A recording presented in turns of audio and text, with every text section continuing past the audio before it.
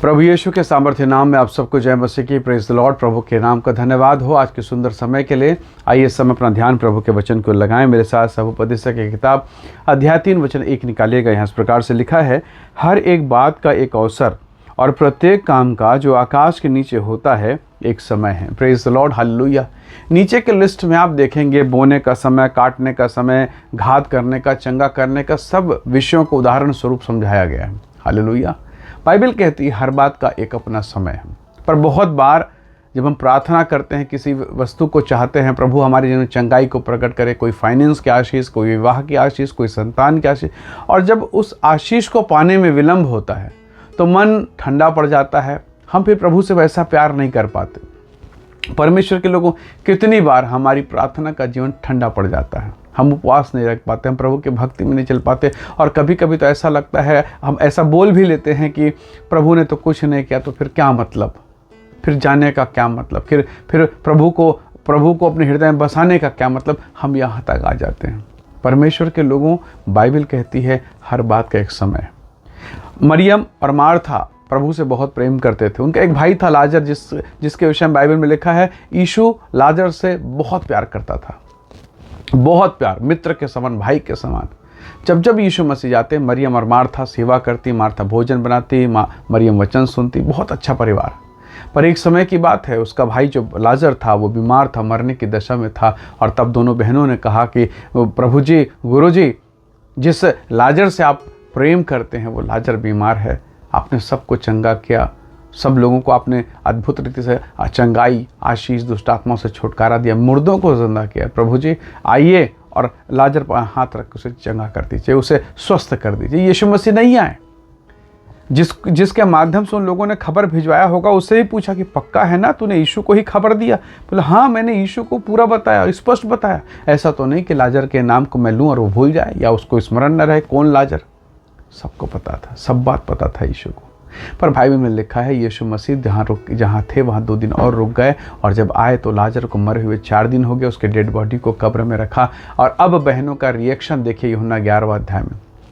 बहनें बात करने को तैयार नहीं यीशु के साथ। यहाँ तक कि कहने लगी कि अगर यीशु आप होते तो हमारा भाई लाजर नहीं मरता, या दूसरे शब्दों में ये बोल दें कि प्रभु आप नहीं थे इसीलिए लाजर मर गया।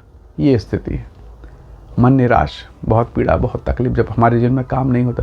कई बार ऐसा लगता है मैं कितना प्रार्थना करूं प्रभु, कितना प्रार्थना करूं, कितनी आराधना करूं। पर मेरे भाई, मेरे बहन, इस चीज़ को याद रखिएगा, हर बात का एक समय है। अब 4 दिन के बाद जब यीशु आए, लाजर की कब्र पर गए, तो कई लोगों को लगा होगा जिंदा था तो आया नहीं, मरने के बाद हमदर्दी और शोक जताने के लिए फूल लेकर आए हो। क्या ये फूल हमें शांति देंगे? पर यीशु मसीह उनमें से, उनके जैसा या उनमें से कोई एक नहीं था। यीशु मसीह बिल्कुल अलग है।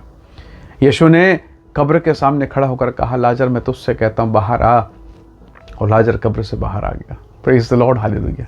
प्रभु के लोगों, आज आपको भी लग रहा होगा, प्रभु यदि आज आपने नहीं उत्तर दिया, यदि आपने मुझे नहीं बचाया, मेरी बीमारी, मेरी समस्याएं, मेरी तकलीफें मुझे कब्र में डाल देंगे, मैं ख़त्म हो जाऊँगा, प्रभु कुछ कर, दया कर। कई बार आपको लगता है, हड़बड़ी लगता है, पर परमेश्वर के लोगों, प्रभु का अपना एक समय है। परमेश्वर पर भरोसा कीजिए, और वही परमेश्वर आपको अपने समय पर आशीष देगा।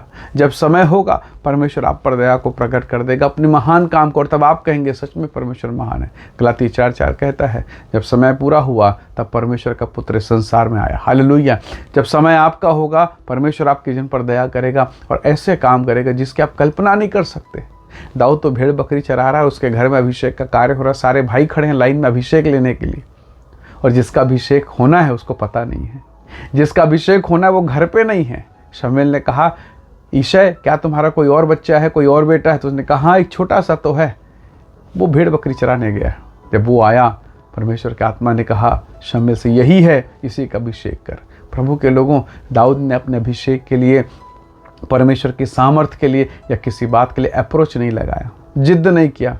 उसने सब कुछ प्रभु के हाथों में सौंप दिया। और सोचिए, उसके भाई बड़े वीर, ताकतवर, समझदार, बुद्धिमान, मिलिट्री में, सेना में थे। प्रभु ने उनको नहीं चुना, प्रभु ने दाऊद को चुना है।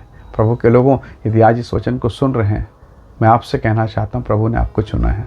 जहाँ है, जिस दशा में है, जिस परिस्थिति में है, प्रभु के प्रति वफादार होइए, प्रभु का इंतज़ार कीजिए। स्वर्ग का परमेश्वर आपको आशीषित करेगा, आपके बिगड़े हुए कामों को वो बनाएगा।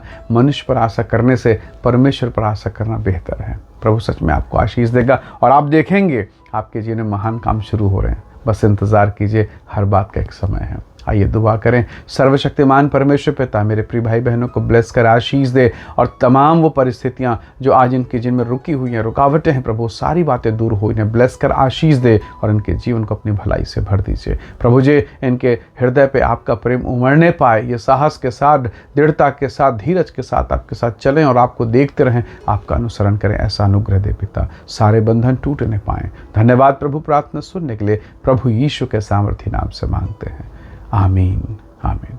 प्रभु आप सबको बहुत ऐसे आशीष दे। Praise the Lord. जय मसीह की।